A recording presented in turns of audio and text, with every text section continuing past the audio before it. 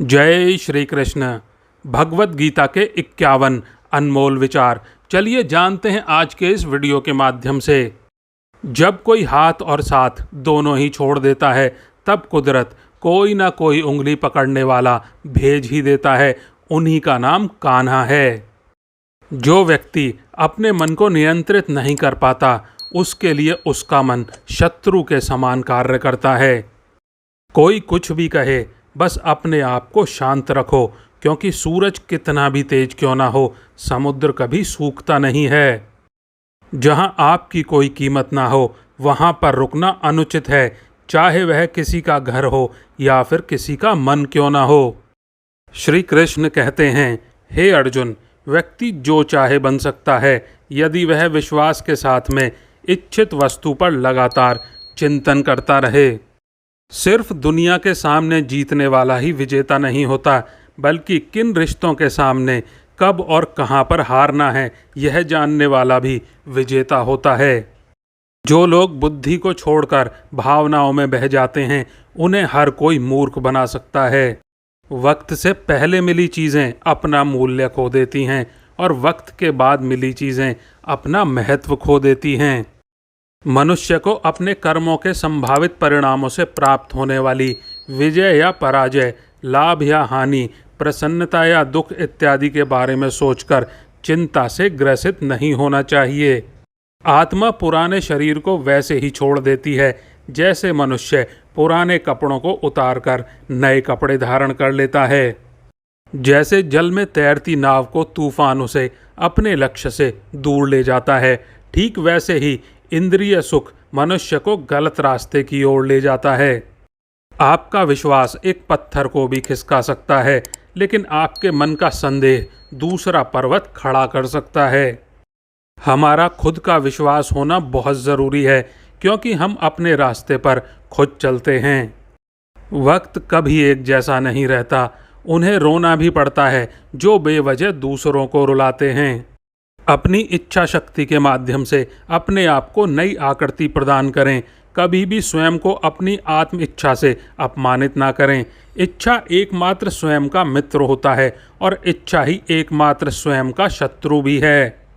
अपनी पीड़ा के लिए संसार को दोष मत दीजिए, अपने मन को समझाओ। तुम्हारे मन का परिवर्तन ही तुम्हारे दुखों का अंत है। खुद को कमज़ोर कभी नहीं समझना चाहिए। अगर आप गिरते हो तो उठने का प्रयास करो।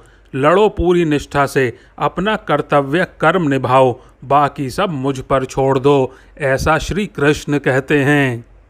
हो सकता है हर दिन अच्छा ना हो, लेकिन हर दिन में कुछ अच्छा ज़रूर होता है। धैर्य रखिए। कभी कभी आपको जीवन में सबसे अच्छा पाने के लिए सबसे बुरे दौर से गुजरना पड़ता है। रोना बंद करो और अपनी तकलीफ़ों से खुद लड़ना सीखो, क्योंकि साथ देने वाले भी शमशान से आगे नहीं जाते। समय जब न्याय करता है तब गवाहों की आवश्यकता नहीं पड़ती। एक उपहार तभी असली और पवित्र है जब वह हृदय से किसी सही व्यक्ति को सही समय और सही जगह पर दिया जाए, और जब गिफ्ट देने वाले व्यक्ति अपने दिल में उस गिफ्ट के बदले में कुछ पाने की उम्मीद न रखते हों। सुंदरता आपके दृष्टिकोण में होती है। किसी को कीचड़ में खिला कमल भी लुभाता है और किसी को चांद में भी दाग नजर आता है। हे अर्जुन, जो कोई भी जिस किसी भी देवता की पूजा पूरे विश्वास के साथ करने की इच्छा रखता है, तब मैं उसका विश्वास उसी देवता में दृढ़ कर देता हूँ। उदय किसी का भी हो, अचानक नहीं होता। सूर्य भी धीरे धीरे निकलता है और ऊपर उठता है। धैर्य और तपस्या जिसमें है वही संसार को प्रकाशित कर सकता है। श्री कृष्ण कहते हैं, हे अर्जुन, स्वर्ग प्राप्त करने और वहाँ कई वर्षों तक वास करने के पश्चात एक असफल योगी का पुनः एक पवित्र और समृद्ध कुटुंब में जन्म होता है। श्री कृष्ण कहते हैं, हे अर्जुन, जो व्यक्ति अपने समान सर्वत्र सम देखता है, चाहे वह दुख हो या फिर सुख हो, वह परम योगी माना जाता है। प्रेम हो या प्रार्थना ये तो मालूम नहीं, पर जो आपसे है किसी और से नहीं। अहंकार और संस्कार में फ़र्क है। अहंकार दूसरों को झुकाकर खुश होता है और संस्कार स्वयं झुककर खुश होता है। सेवा सबकी करो मगर आशा किसी से मत रखो, क्योंकि सेवा का सही मूल्य ईश्वर ही दे सकता है और कोई नहीं।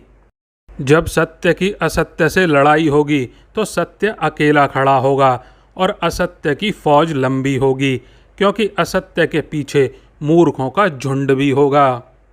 अकेले रहना तुम्हें यह भी सिखाता है कि वास्तव में तुम्हारे पास स्वयं के अलावा और कुछ भी नहीं है। जब परिवार के सदस्य अप्रिय लगने लगें और पराये अपने लगने लगें तो समझ लीजिए विनाश का समय आरंभ हो गया है।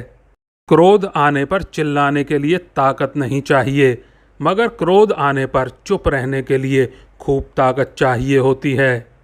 जो आपका है वह आपको मिलकर ही रहेगा, फिर चाहे उसे छीनने के लिए पूरी कायनात एक हो जाए।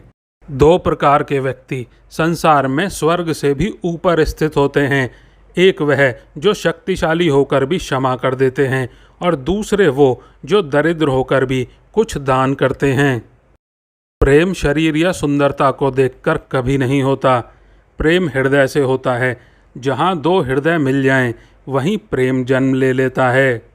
किसी भी व्यक्ति को अच्छे से जाने बिना दूसरों की बातें सुनकर उसके प्रति कोई धारणा बना लेना मूर्खता कहलाती है। अगर साफ नियत से मांगा जाए तो ईश्वर नसीब से बढ़कर देता है। जब भी विनाश होने का प्रारंभ होता है, शुरुआत वाणी के संयम खोने से होती है। जीवन में सब कुछ खत्म होने जैसा कुछ भी नहीं होता। हमेशा एक नई शुरुआत हमारा इंतज़ार कर रही होती है।